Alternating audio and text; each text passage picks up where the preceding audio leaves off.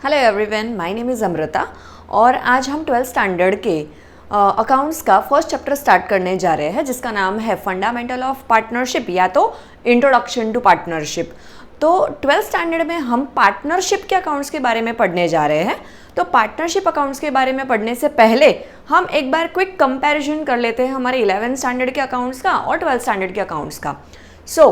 11th standard के accounts में हमने सोल प्रोप्राइटरशिप के अकाउंट्स के बारे में पढ़ा था एंड 12th स्टैंडर्ड के अकाउंट्स में हम पढ़ने जा रहे हैं पार्टनरशिप के रिलेटेड अकाउंट्स। तो एक क्विक कंपैरिजन एक बार कर लेते हैं कि सोल प्रोप्राइटर के अकाउंट्स थे तो पार्टनरशिप की ज़रूरत क्यों पड़ी और पार्टनरशिप कैसे एग्जिस्टेंस में आया। तो सोल प्रोप्राइटर का मतलब क्या होता है कि there is a sole owner और अ सिंगल ओनर, एक ही इंसान पूरा बिजनेस संभाल रहा है। बट पार्टनरशिप के केस में क्या होगा कि there will be more than 2 persons और मोर देन 2 पार्टनर्स, मतलब एक से ज़्यादा लोग बिजनेस करेंगे तो वो ज़्यादा बिजनेस एक्सपांड कर पाएंगे। Second number is limited capital. तो एक इंसान ज़्यादा से ज़्यादा कितना कैपिटल कंट्रीब्यूट कर पाएगा? Limited, correct. बट अगर यहाँ पे ज़्यादा ओनर्स या तो ज़्यादा पार्टनर्स होंगे तो कैपिटल कंट्रीब्यूशन भी ज़्यादा कर पाएंगे and they can expand their business. Third number is limited time. अब आप ही सोचिए, एक इंसान कितना समय ज़्यादा से ज़्यादा दे पाएगा अपने बिजनेस में? 8 hour 10 hours, not more than that. But अगर मेरे पास ज़्यादा लोग हैं तो ज़्यादा लोगों का टाइम का कंट्रीब्यूशन होगा। Next is limited skill. अब आप सोचिए, एक ही इंसान में सारी की सारी एक्सपर्टीज या सारा का सारा स्किल होना ज़रूरी है क्या? जैसा अगर हम कोई बिजनेस की बात करें तो कोई इंसान फाइनेंस में भी एक्सपर्ट है, प्रोडक्शन में भी एक्सपर्ट है, ह्यूमन रिसोर्सेस मैनेज करने में भी एक्सपर्ट है, मार्केटिंग में भी एक्सपर्ट है, सेल्स में भी एक्सपर्ट है। क्या ये ज़रूरी है क्या? तो नहीं।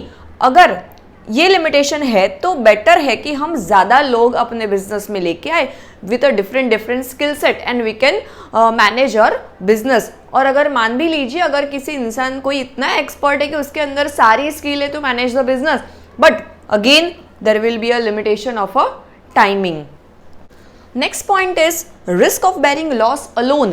तो देखिए, सोल प्रोप्राइटर में अकेला ओनर होने के कारण सारा का सारा प्रॉफिट उस सिंगल ओनर का हो जाता है, बट अगर लॉस हुआ तो वो भी उसको अकेले ही बेयर करना पड़ेगा। और अनलिमिटेड लायबिलिटी होने के कारण उसका भी रिस्क उसी के ही सर पे आएगा।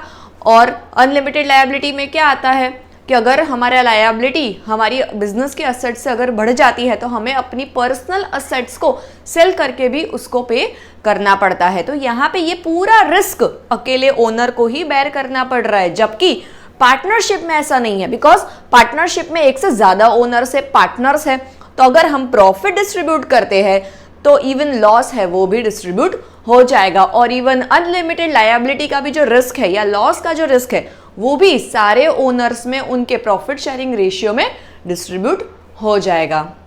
Now let us discuss about the 3 points, that is partner, partnership and partnership firm and उसका डेफिनेशन। तो सबसे पहला है पार्टनर। पार्टनर का मतलब क्या होता है कि जो भी लोग बिजनेस में इकट्ठा हुए हैं बिजनेस करने के लिए वो इंडिविजुअली क्या कहलाएंगे? पार्टनर्स। तो the persons entered into partnership are individually called as a partner. For example, Amit and Sumit, ये दोनों मिलके अगर अपना पार्टनरशिप का बिजनेस चला रहे हैं तो अमित एंड सुमित दोनों इंडिविजुअली क्या कहलाएंगे? Partners. What is partnership? Partnership is a relation between or among the partners due to the business of partnership. तो अगर अमित और सुमित मिलके अपना बिजनेस चला रहे हैं तो इन दोनों के बीच में कौन सा रिलेशन होगा? तो पार्टनरशिप का रिलेशन होगा। Next point is partnership firm या तो firm name. The business they are doing और the name under which they are doing their business is called firm और firm name.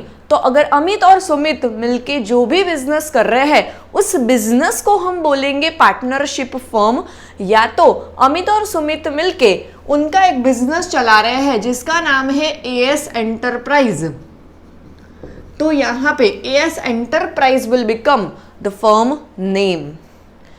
Next is partnership is defined by Indian Partnership Act 1932।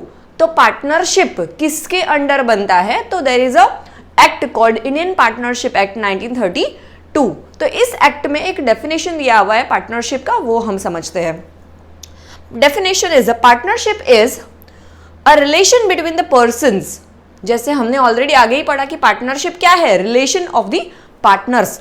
तो relation between the persons who have agreed to share profit of the business. This is a important point कि अगर उनका profit making का intention है या business करने का intention है तो ही हम इसको पार्टनरशिप कंसिडर करेंगे। तो who have agreed to share the profit of the business carried on by all or any of them acting for all. यहाँ पे ये बहुत इंपॉर्टेंट लाइन है कि अगर वो business carried on by all, मतलब अगर ये अमित और सुमित ये दोनों भी बिजनेस कर रहे हैं, दोनों बिजनेस मैनेज कर रहे हैं तो भी चलेगा, और एनी ऑफ देम मतलब अमित और सुमित दोनों बिजनेस मैनेज करे तो भी चलेगा, या तो अमित और सुमित में से अगर कोई मैनेजमेंट नहीं कर सकता, although he is a partner, कोई एक बिजनेस हैंडल करेगा या मैनेज करेगा तो भी कोई प्रॉब्लम नहीं है। बट अगर दोनों मैनेज कर रहे हैं या दोनों में से कोई एक भी मैनेज कर रहा है, दोनों उस पर्टिकुलर डिसीजन के लिए रिस्पॉन्सिबल होंगे। तो अगर अमित बिजनेस मैनेज कर रहा है तो सुमित भी उसके डिसीजन के लिए, प्रॉफिट हो या लॉस हो, उसके लिए इक्वली रिस्पॉन्सिबल होगा। Now let's discuss about the characteristic and features of the partnership. So first feature है हमारा नंबर ऑफ पार्टनर्स। तो जैसे सोल प्रोप्राइटर में एक ही इंसान था तो हमें किसी के साथ अग्रीमेंट या कॉन्ट्रैक्ट करने की जरूरत नहीं पड़ती थी, बट यहाँ पे पार्टनरशिप में एक से ज़्यादा लोग होने के कारण अग्रीमेंट या कॉन्ट्रैक्ट करने की ज़रूरत पड़ती है। Now who can enter into agreement of a partnership? तो as per Indian contract act 1872 ये कहता है कि any person can enter into agreement, कोई भी इंसान कॉन्ट्रैक्ट कर सकता है जो कॉम्पिटेंट है टू डू अ कॉन्ट्रैक्ट। कोई भी कॉम्पिटेंट इंसान कॉन्ट्रैक्ट कर सकता है एक्सेप्ट दिस टू पर्सन्स। तो एक्सेप्शन कौन है? तो person of a unsound mind, जिसका माइंड ही स्टेबल नहीं है या जिसका मेंटल स्टेट सही नहीं है, ऐसा अनसाउंड माइंड वाला पर्सन कॉन्ट्रैक्ट करने के लिए कॉम्पिटेंट नहीं होता, तो उसके साथ हम अग्रीमेंट नहीं कर सकते। Second is person is disqualified by any law. तो ये कौन पर्सन होंगे जो डिसक्वालिफाइड बाय एनी लॉ होंगे? तो अगर पर्सन कोई हमारी एनिमी कंट्री का है, फॉर एग्जाम्पल पाकिस्तान का कोई पर्सन है, उसके साथ हम, वहाँ का सिटीजन है पर्सन, तो उसके साथ हम कॉन्ट्रैक्ट नहीं कर सकते। और यू कैन से अगर कोई क्रिमिनल रिकॉर्ड का पर्सन है which is disqualified by any law, तो उसके साथ भी हम अपना अग्रीमेंट नहीं कर सकते। इन दोनों के अलावा अगर कोई भी इंसान कॉम्पिटेंट इनफ है टू डू अ कॉन्ट्रैक्ट तो उसके साथ हम अग्रीमेंट कर सकते हैं। Now let's talk about number of persons. तो there has to be minimum 2 persons, क्योंकि एक पर्सन तो सोल प्रोप्राइटर बन जाएगा, तो एटलीस्ट 2 लोग तो चाहिए ही होंगे हमें पार्टनरशिप के लिए, तो मिनिमम 2 पर्सन।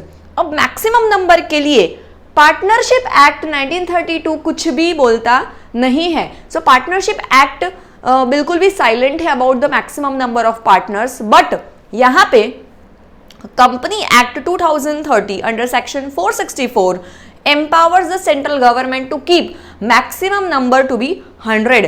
तो यहाँ पे company act under central government एक मैक्सिमम नंबर ऑफ पार्टनर्स दे रहा है विच इज 100, बट और एक रूल है इसके अंदर, तो rule 10 of companies miscellaneous rule 2014, इसके अंडर हमें मैक्सिमम पार्टनर्स दिए जा रहे हैं 50।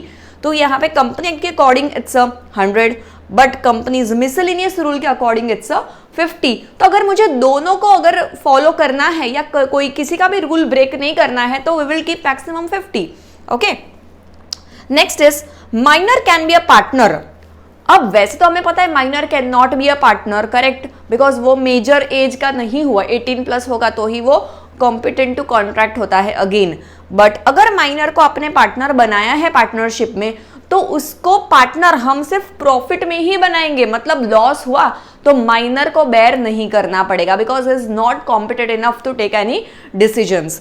तो minor can be a partner but in benefit only or a profit only. And on becoming major of partner he or she can accept or refuse to be in a firm in a 6 month. मगर मतलब अगर हमने minor को partner बनाया है तो वो जैसे ही मेजर हो जाता है या हो जाती है तो मेजर एज के होने के बाद हम उनको ऑप्शन देंगे to accept in to be a part of the partnership और टू रिफ्यूज द पार्टनरशिप। तो उनको ये ऑप्शन मिलेगा ऑन बिकमिंग देयर मेजर, और उनके मेजर होने के 6 मंथ के अंदर ही उनको ये बताना पड़ेगा कि वो एक्सेप्ट कर रहे हैं to be in a partnership और वो रिफ्यूज कर रहे हैं। Now next is second point, that is agreement.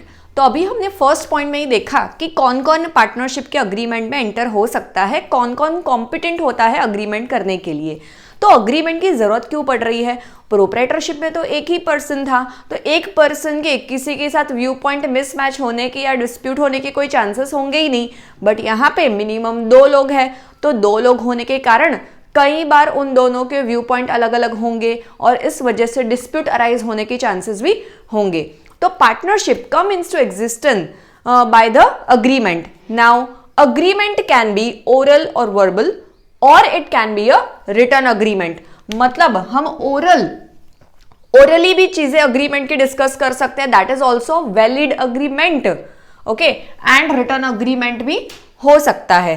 But partnership says कि अगर रिटर्न अग्रीमेंट हो तो वो ज्यादा एडवाइजेबल है, बिकॉज ओरल में भी स्टिल फ्यूचर में डिस्प्यूट होने के चांसेस होंगे, बट ऐसा नहीं है कि ओरल अग्रीमेंट कर नहीं सकते। ओरल और verbal agreement is also a valid agreement, but अगर रिटर्न अग्रीमेंट है तो वो ज्यादा एडवाइजेबल माना जाता है इन केस ऑफ डिस्प्यूट्स। तो ये जो रिटर्न अग्रीमेंट है उसको बोलते हैं हम partnership deed. Partnership can be for a particular venture for a particular period और एट अ व्हील। मतलब हम पर्टिकुलर कोई प्रोजेक्ट के लिए भी पार्टनरशिप बना सकते हैं और जैसे ही प्रोजेक्ट का कंप्लीशन हो जाएगा पार्टनरशिप को हम बंद कर देंगे।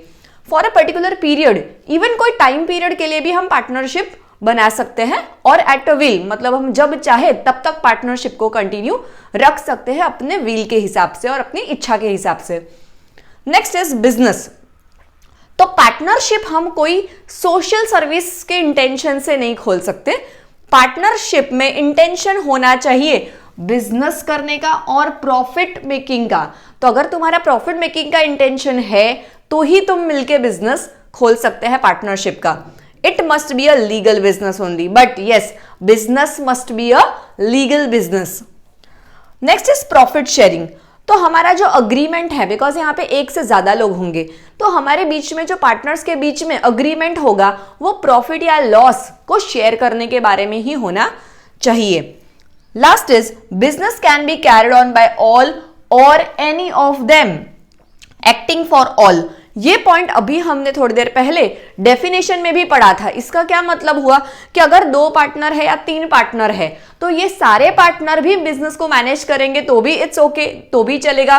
बट अगर सारे पार्टनर्स एक साथ मिलके मैनेज नहीं भी कर सकते, या कोई 1-2 पार्टनर ही मैनेज कर रहे हैं बिजनेस को, या कोई अकेला बंदा ही मैनेज कर रहा है, although there are 3-4 partners in the partnership, तो भी इट्स ओके, तो भी चलेगा। यहाँ पे अगर पार्टनर्स कुछ पार्टनर्स मिलके ही अगर बिजनेस को मैनेज कर रहे हैं तो भी। बट यहाँ पे सारे लोग अगर मैनेज कर रहे हैं तो भी every person is equally responsible for whatever decision they are taking for the partnership. But अगर कोई 1-2 लोग मैनेज कर रहे हैं तो उनके लिए वह डिसीजन भी बाकी लोगों को बाउंड करते हैं फॉर द पार्टनरशिप।